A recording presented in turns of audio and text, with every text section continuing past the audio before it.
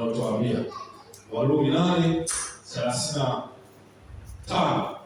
na 36.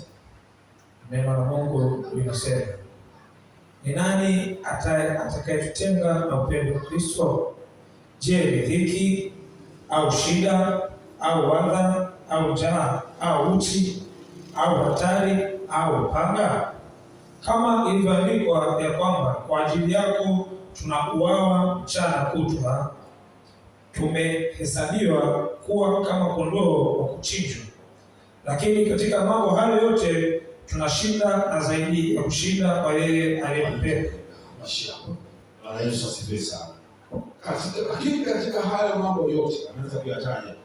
Sasa natangulia usema sasa kama peke yake. 35 inasema, ni nani atakayetutenga na upendo wa Kristo? Je, ni dhiki, shida, adha, mausi, njaa, uchi, una nguo za kuvaa, hatari au upanga, mauti ipo. Ni nani atakayetutenga na upendo? Sasa neno la Mungu linatuambia katika Warumi 8:37, lakini katika mambo haya yote tunashinda na zaidi ya kushinda kwa yeye. Kwa hiyo sasa pengine tunapita katika mazingira hayo, katika haya yaliyotamkwa, uchi, kwamba huna nguo, huna hata wewe unaweza uwezo kujimudu hata katika mavazi, katika malazi. Bwana Yesu asifiwe sana. Bwana Yesu asifiwe. Katika malazi au pengine hata kula kwako ni kwa shida, au pengine kuna hatari, au pengine kuna mausi mbalimbali, yapo adha kutoka kwa tazingine kutoka kwa wapendwa kutoka nje. Lakini neno la Mungu linakwambiaje? Lakini katika haya yote tunashinda zaidi ya kushinda kwa yeye aliyotupenda. Kwa hiyo kuna mtu wa pekee sana ambaye ametupenda. Shetani kupitia mazingira ulionayo uko uchi, hasa anaweza kupenyeza Mungu hakupendi. Bwana Yesu asifiwe. Kwa hiyo huwezi kushinda katika haya, huwezi kushinda katika hili, huwezi kushinda. Wewe utabaki hali hiyo siku zote. Wewe hali yako utakuwa maskini siku zote. Hata ugonjwa huu ulionao, labda ni ugonjwa wa kisukari. Mbona hata mama yako alifariki kwa ugonjwa huu? Mbona katika dalili hizo unazoziona? Kuna wengine wakifika umri fulani, hakuna mtu anayefika kwa mtu mzima, wanakufa. Mbona hata shangazi yako naye alipofika umri huu, hata kuna dalili zile. Bwana Yesu asifiwe. Bwana Yesu asifiwe. Bwana Yesu asifiwe. Anaanza kupeleza mambo ambayo bila kutumia akili za anapenda katika akili. Hapa anataka na akili, sio moyo. Amina. Mawazo katika sehemu ya akili, sehemu ya ufahamu wako, anapeleza mawazo. Neno la Mungu kama limejaa kwa wingi ndani yako linakuwa silaha kwa wakati huo. Lakini katika haya yote ninayopitia mimi, hiyo ni katika namna yote ile, Biblia inasema tunashinda na zaidi ya nini? Ya kushinda. Kwa sababu gani? Yupo aliyependa, Yesu Kristo wa Nazareti. Utajuaje kama ni yeye? Nyuma kabisa anasema, nani atakayetenga na upendo wa Kristo? Na upendo wa Mungu wako ulio katika Kristo Yesu. Nani atakayetenga na upendo wa Kristo? Kwa hiyo katika hali ya namna hiyo, unajikuta kuna nguvu imekuja, kwa sababu neno la Mungu linaashiria nguvu ndani yako. Uweze na kumwasi Mungu. Unapita katika njaa, bado utabaki katika mstari, kwa sababu unasema yupo anayonipenda, nitashinda. Hii ndio itapita. Kwa hiyo unajikuta ukiwa na njaa mpaka dakika za mwisho, Mungu anafungua njia, unashangaa siku imepita. Mpaka dakika za mwisho, Mungu anafungua njia, anaachia mlango kwa uaminifu wake. Anasema sitakupungukia kabisa wala sitakuacha. Waebrania 13:7-5. Bwana Yesu asifiwe sana. Bwana Yesu asifiwe. Amina. Lakini pia waraka wa kwanza wa Yohana 4 na ule mstari wa 4. Waraka wa kwanza wa Yohana 4 na ule mstari wa 4. Anasema Yohana anafunua kitu neno zito sana hapa ambalo litatusaidia pia katika kuweka msingi. Anasema hivi, waraka wa kwanza Yohana 4 na ule mstari wa 4. Nyinyi watoto wadogo mwatokana na Mungu, nanyi mmewashinda, kwa sababu yeye aliye ndani yenu ni mkuu kuliko yeye aliye katika dunia. Andiko, nyinyi watoto wadogo mwatokana na Mungu, nanyi mmewashinda, kwa sababu yeye aliye ndani yenu ni mkuu kuliko yeye aliye katika dunia. Kwa hiyo kumbe Yohana hapa huyo anaandika Ufunuo wa Yohana, anaandika kwanza Yohana wa 2 na 3, anaandika kitabu pia cha Yohana. Yesu asifiwe sana. Alikuwa ni mwanafunzi mdogo kuliko wote. Yesu alimpenda. Alikuwa na sifa namna hiyo.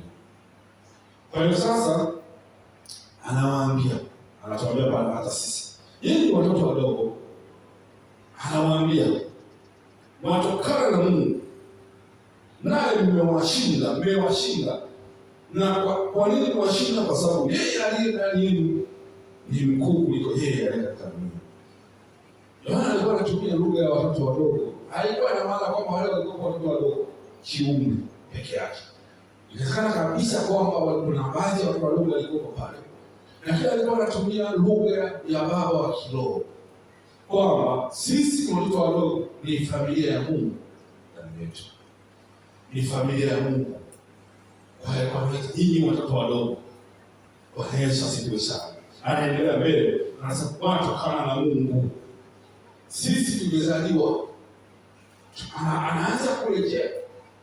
Kumbuka Yohana katika kitabu cha Yohana, zile injili moja wapo Yohana ameandika. Ukisoma katika ile Yohana 1 mstari wa 12 na 13, Yohana 1:12 na 13 akasema, unaona, hali wote waliopokea aliwapa uwezo wa kufanyika kuwa watoto wa Mungu, hao waliamini jina lake. Kwa sasa unaona, ukirejea katika Yohana 4 na mstari wa 4, watokana na Mungu. Neno watokana na Mungu, unaona kabisa kwamba sisi ambao tumejiamini jina alitupa uwezo wa kufanyika kuwa watoto wa Mungu. Kwa hiyo sisi tumezaliwa ni mzao wa Mungu. Bwana Yesu asifiwe sana. Bwana Yesu asifiwe sana. Na kama endelea mbele zaidi, anasema nani mmewashinda. Yohana anasema labda mtashinda. Labda anatumia neno tayari nyinyi mmeshashinda, mmewashinda tayari, mmeshashinda, mmewashinda tayari. Anatumia neno mmewashinda. Hatujui kwamba mtawashinda, tayari mmeshashinda. Tayari sisi tumeshashinda. Kwa sababu gani anazungumza pale?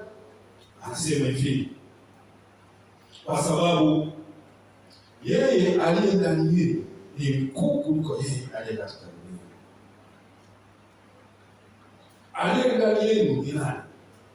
Ukisoma katika Wakorintho 6 na mstari wa 19, Mtume Paulo anamfunua kwamba Roho Mtakatifu anakaa ndani yenu, kwamba ambiwa kwamba ninyi ni hekalu la Roho Mtakatifu, ambapo Roho Mtakatifu anakaa ndani yenu. Kwa hiyo Roho Mtakatifu ni mkuu kuliko yule wa dunia. Kwa nini? Roho Mtakatifu ni Mungu, yuko mahali pote. Mungu yeye ana sifa, ni muumbaji. Shetani ni kiumbe, aliumbwa na Mungu. Mungu yeye ana nguvu zote. Katika mambo ya msani hamna mlinganisho. Na maana anasema yeye aliyoko ndani yenu ni mkuu kuliko yule aliyoko upande wa duniani. Yale mapepo hajishikani mwenyewe, wale wakuu wa giza, wale wakuu wa anga, watu wenye kila aina ya mbinu. Biblia inasema kwamba aliyoko ndani yako wewe ni mkuu. Kwa nini? Yeye ni Mungu. Kwa nini? Yuko mahali pote. Kwa nini? Hajaumbwa. Kwa nini? Anajua yote. Kwa nini? Anaweza yote. Kwa nini? Ana mamlaka yote. Bwana Yesu asifiwe sana. Hakika katika hali yote tunashinda, na zaidi ya kushinda kwa yeye aliyetupenda. Bwana Yesu asifiwe sana. Bwana Yesu asifiwe sana. Yamkini umekuwa katika katika hali ya dhambi ambayo kila ukijitahidi unaona bado unarudi kule kule. Na watu ambao wanatubu leo, ana dhambi ya uongo hapa, akitoka tu nje ya kanisa kadanganya, na nimetubu alafu bado ile hali nayo ndani yangu. Bwana Yesu asifiwe. Unasema nasamehe, lakini ukitoka ukionana na yule mtu, unaona ndani yako unasikia uchungu. Ndio maana bado unasamehe, si ndio?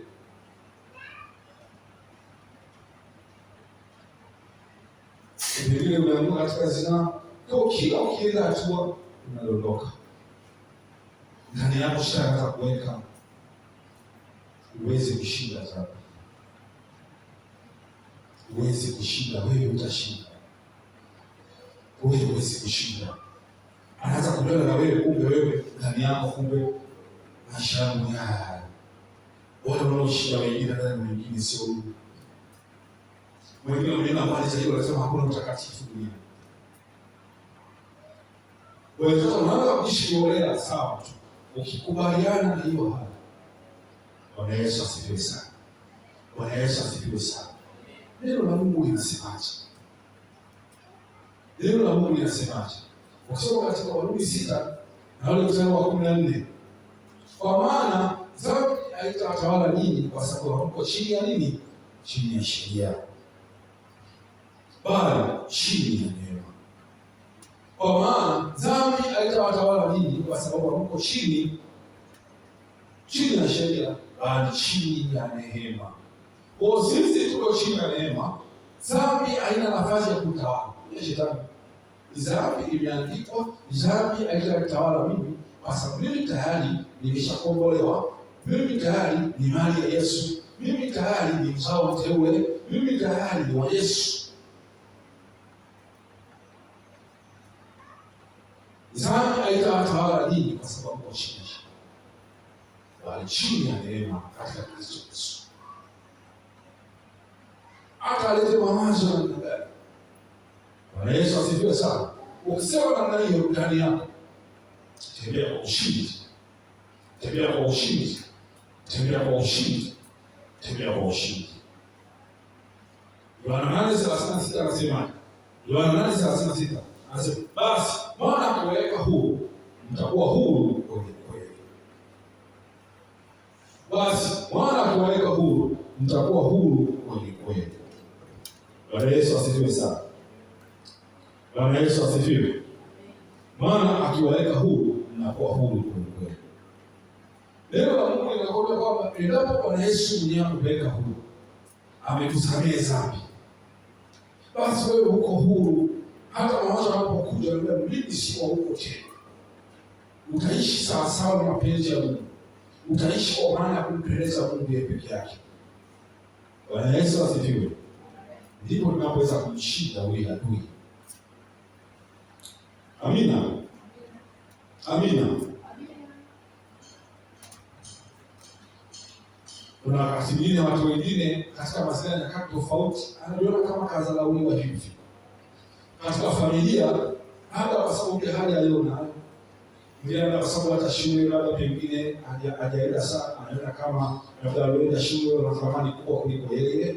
Nimetoka katika familia, unaanza kuona labda yule aliyosoma anampa nafasi kubwa kuliko wewe, ingawa wewe ni mkubwa au ni katika nafasi yoyote au kwenye vikao mbalimbali, na kutokana na hali ulionayo, au anakuja mtu labda pengine kwa muonekano wake wa nje, wanaanza kumpa heshima. Hata unapoongea hata kama ni mambo ya msingi, unaona yanakataliwa bila sababu yoyote. Wala mimi kila nikienda katika, lakini naona inaonekana fika zamani. Anaanza kuweka ile maneno yanaanza kuwasili katika akili, mawazo. Unaanza kujiona huna thamani tena.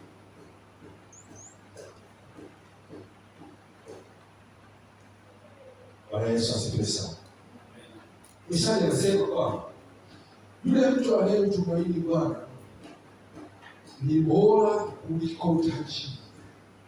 Fedha na dhahabu na vitu vyote uvikani navyo, yaani vitu vyote unaovitamani havilingani na mtu yule ambaye hata kama hana hivyo vitu, lakini ni mtu ambaye anampenda Mungu. Uwe wa thamani kuliko mtu ambaye ana fedha, ana dhahabu na vyote ambavyo mwanadamu anaweza kuvitamani, lakini hana Mungu. Sio fedha tu, sio dhahabu na vingine, itengenezwa gari kama anaweza kupaa ukalitamani, ilitengeneza chochote cha dunia kinachoonekana, havilinganishwi na mtu ambaye hana Mungu. Haleluya, haleluya. Wazo kama hilo linapokuja, pengine katika maisha ya umaskini kwa muda mrefu, unaanza kujiona sisi si wa thamani tena. Ile nguo pekee unaovaa hiyo hiyo kila siku kwenda, unaanza kujiona una thamani. Amina. Shaka kuweka, unaanza kujiona wewe uko duni, una thamani tena katika jamii. Watu wakienda katika sehemu, unaanza kujitenga, unajiona unapata kuongea, unaanza kuwaza mara mbili hivi, kiongea atakiacha. Usiamini ndani yako kuna thamani. Neno la Mungu linasemaje sisi ambao tumeshampokea Bwana Yesu na kuliamini jina lake? Petro wa kwanza sura ya 2 na mstari wa 9 anasema, bali nyinyi ni mzao mteule, bali nyinyi ni mzao mteule,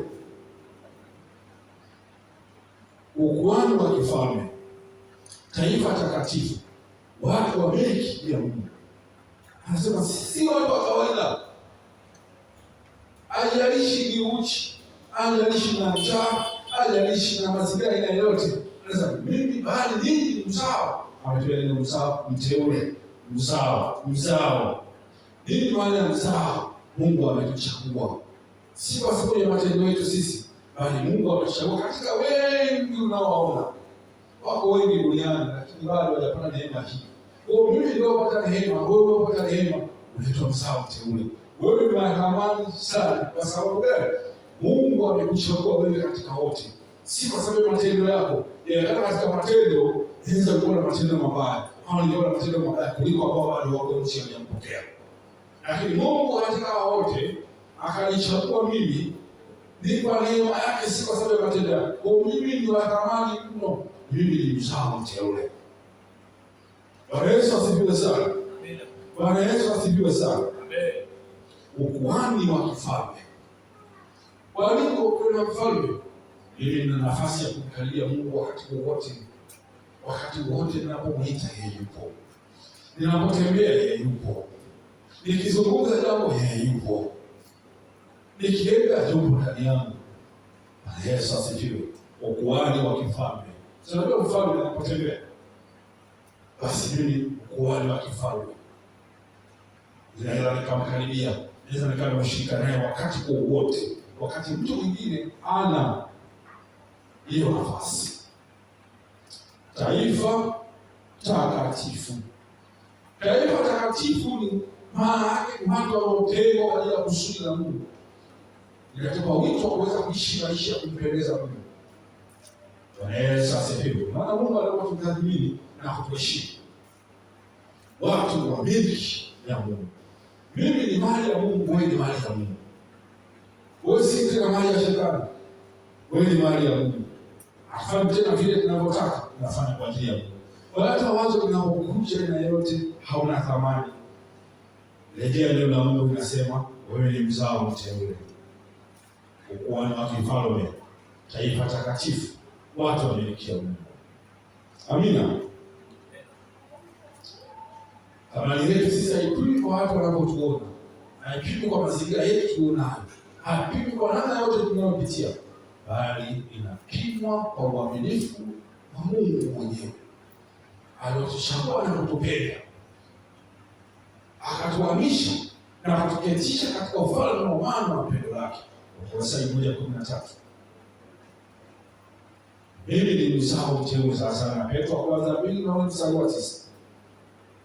Lakini pia Waefeso 1:7 anasema hivi, katika yeye huyo kwa damu yake na ukombozi wetu msamaha wa dhambi.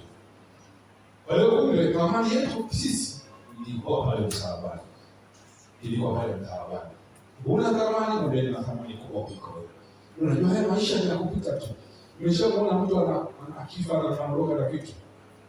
Umeshamuona mtu akifa anaondoka na vitu. Sisi hapa ni muda tu. Baada ya maisha haya duniani tutakwenda kuvikwa taji. Hata kama maisha yangu ya duniani hapa nitaishi kwa kitambo tu katika maisha ambayo pengine si kama watu wengine wanavyoishi, lakini najua Mungu hatanipungukia. Sitakuacha kabisa wala sitakupungukia kabisa. Najua haya maisha ya duniani yatapita, lakini katika maisha yangu ya duniani Mungu hataniacha kabisa, hatanipungukia kabisa. Sasa niko pamoja nani hata ukamilifu wa dahari. Nipo pamoja na wewe. Jua kabisa Yesu Kristo mwenyewe yupo pamoja na wewe hata kuacha. Jipe moyo. Sasa maeneo ni mengi sana. Kwa maeneo mengi ambayo yatagusa maeneo tofauti ya maisha yetu ya kila siku. Sasa kabla tubaki dakika chache kufika ule muda wetu wa saa 4, niomba niulize, naomba kuuliza mimi. Wacha tamaki kidogo tuone jinsi gani ambavyo watu katika hali ya kawaida wanapokutana na jaribu la uongo wa shetani. Iko katika eneo jana tumia uongo kugeuza. Kweli ya Mungu anageuza kwa shetani. Huo uongo. Sasa yeye ni baba wa uongo. Unapokutana na mazingira kama hayo, wewe unafanya tupe tu uzoefu. Ushakutumia neno la Mungu kuweza kupiga huo uongo.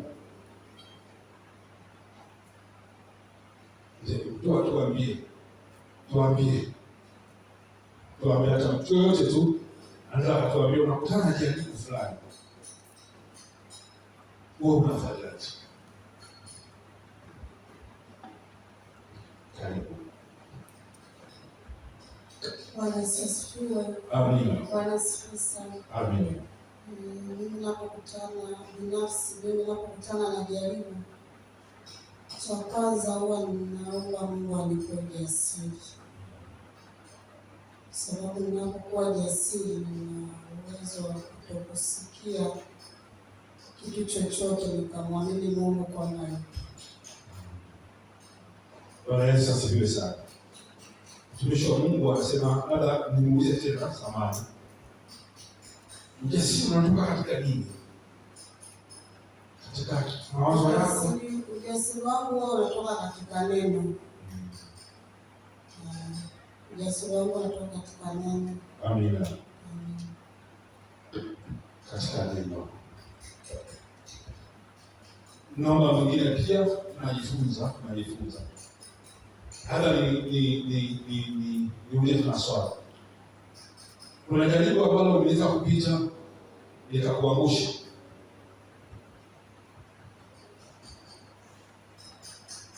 Unaweza kutumia neno la Mungu mtu yoyote tu. Na kwa nini lilikuangusha? Kwa nini ulishindwa? Kwa nini? Kuna jaribu ambalo unaweza ukakutana nalo likakuangusha kama utakuwa hauna neema ya Mungu. Amen. Lakini kama utakuwa na ile neema ya Mungu, kwa kupitia imani ulionayo, unaweza ukastahimili usianguke. Amen. Amen. Naomba tena. Unataka tushafikia hatua ya kumchukia mtu. Hebu naomba najifunza hivi. Kwa sababu neno la Mungu linasema, na ninyi mlikuwa wakati huo mlikuwa wana wa haki. Haya matendo mlikuwa katika zamani. Ndio neno linatuambia namna hiyo. Tukitenda sawa na wale wana wa kuasi. Kuna mtu ambaye pengine tu alikorofisha alafu akabaki kumshinda. Naomba nione mtu atupe uzoefu. Bwana Yesu asifiwe. Kila jifunza. Yaani mtu tu ni hali kabisa, yaani kweli alafu kabaki na uchungu. Unaweza kusikia? Amen. Yesu, mimi nimeshawahi kukasirishwa na mtu, nilikana uchungu naye, na kwa kibibiko nilisema sitakuja kumsamehe, na kadri nilivyokuwa nazidi kukutana naye ndio kama alikuwa nazidi kuchochea chuki ndani yangu. Nilikuwa namchukia sana, na isitoshe kuna kipindi pia nimewahi kumchukia mpaka mama wangu mzazi kabisa. Nilikuwa siwali naye kabisa, nilikuwa sitaki hata kusikia habari zake. Yes, ila baada ya kupata ufahamu nikajua kuna faida ya kusamehe. Amen. Ila tunamshukuru Mungu sana. Unajua tunapotoka tena anagusa maisha yetu ya kila siku. Anagusa maisha ya kila siku tunafanya. Tunapotoka mahali hapa hata tukiwa ndani ya Mungu ndani kanisa. Maisha yetu ya kila siku. Katika maisha yetu ya katika sheria za Mungu. Na gani tunatumia neno la Mungu sikia Mungu. Nipate mtu mwingine sasa. Upande huu watumishi wa Mungu tunajifunza.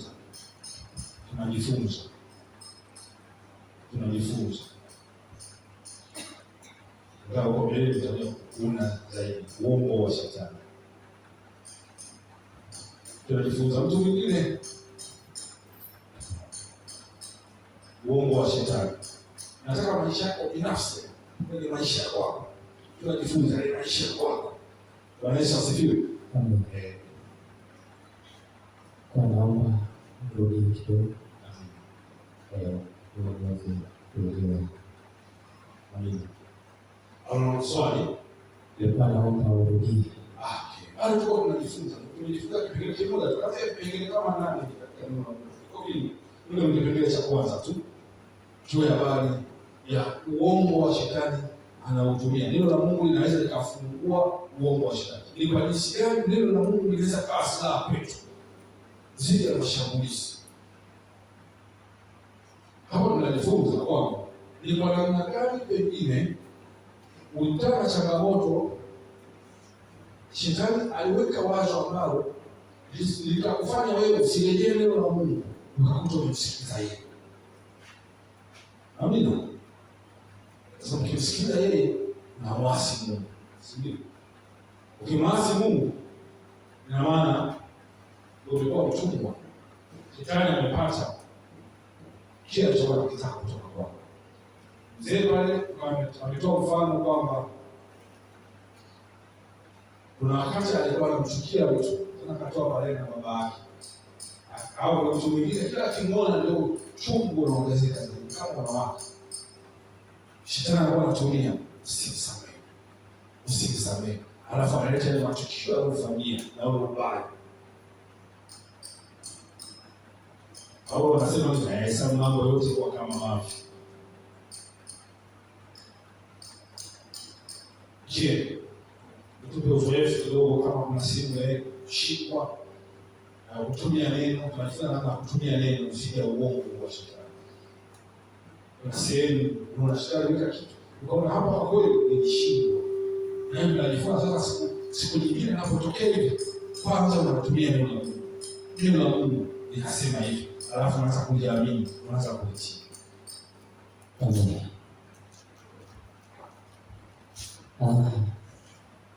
Nizungumzia hapo ambapo kuna sana unaweza ukaletewa mawazo mengine tofauti na kile ulichokutana nacho. Amen. Unapokuwa umeletewa mawazo mengine na kile ambacho unakutana nacho, kuna sauti mbili. Kuna ambayo inaweza kukwambia usamehe, kuna ambayo inaweza kukwambia usisamehe. Amen. Mawazo hayo yanayokujia, labda uwe na neema ya Mungu kidogo, ndipo pale utaweza kuchukua hatua kama Katika hii inabidi sasa usuke, uombe neema ili ile wazo ambalo umeletewa na shetani la uongo uweze kulitoa ndani ya moyo wako. Amen. Bwana Yesu asifiwe sana. Bwana Yesu asifiwe. Kama dakika mbili, lakini katika kipengele hiki kuna vipengele vingi sana ambavyo viko mbele yetu ambavyo tutaenda kujifunza pia. Lengo la somo hili kwa sababu ni maisha yetu ni kuweza kushinda shetani. Wanavyosema katika somo hili ni vita vya kiroho katika maisha yetu. Tunapaswa kumshinda hata aje katika eneo gani yote ya kugeuza kweli ya Mungu kuwa uongo. Lazima neno la Mungu lijenge ndani yako. Uchungu usikuche kabla jua halijazama. Wewe na hasira lakini usiende dhambi. Ndio neno la Mungu linalosema. Kwamba hasira inaweza ikaja lakini isifike kiwango cha kuweza wewe kutenda dhambi. Isikae kachomoza kwa sababu kama mpaka usiku ikaenda mpaka siku yake inaanza kuchipuka shina la uchungu. Ukishachipuka shina la uchungu inakuja ghafla, inakuja kulipiza kisasi, inakuja kumchukia, inakuja kila namna. Inaanza kuchipuka na machipuko yake jinsi yalivyo. Amina. Kwa hiyo sasa tunapojifunza namna hii, lazima tuanze kufanyia kazi. Tusipofanyia kazi, maisha yetu yatabaki jinsi yalivyo. Lazima tuanze kumshinda shetani. Lazima tuanze kusoma neno la Mungu. Tusome neno la Mungu. Tusome neno la Mungu. Tusome neno la Mungu. Tusome neno la Mungu. Tusome leo, tusome kesho, tukija kesho. Bwana Yesu asifiwe sana. Basi tusimame. Labda niwaombe kitu kimoja tu. Tumepitia kwa kama saa moja. Na ikiangalia mambo ya kujifunza mengi sana. Na muda tulionao ni mdogo. Niwaombeni watu wa Mungu tuweze kuwa tunawahi. Ufike mapema kabla saa mbili na kidogo. Ikifika saa 2:30 tuweze kusimama. Tuna muda mzuri wa kujifunza. Amina. Tunaamini tukijifunza, tukiendelea kujifunza, ndio tukiendelea kukaa, alafu tuanza kufanyia kazi. Kuna namna hatua tutatoka. Kuna namna tutashinda. Hata hadi kwa namna yote. Kuna namna. Na wakati tunaposhinda ndipo ambapo tunazidi kukaribia Mungu. Kama tunaposhinda ndipo tunazidi kukaribia Mungu. Ndio tunashindwa kila siku. Tunashindwa leo, tunashindwa. Tunakuwa watumwa wake. Uko tayari kuwa mtumwa? Uko tayari kuwa mtumwa wa dhambi? Uko tayari kuwa mtumwa wa dhambi? Mungu ametupa hekima, maarifa yake na neno lake iweze kutuongoza. Amina. Basi tusimame.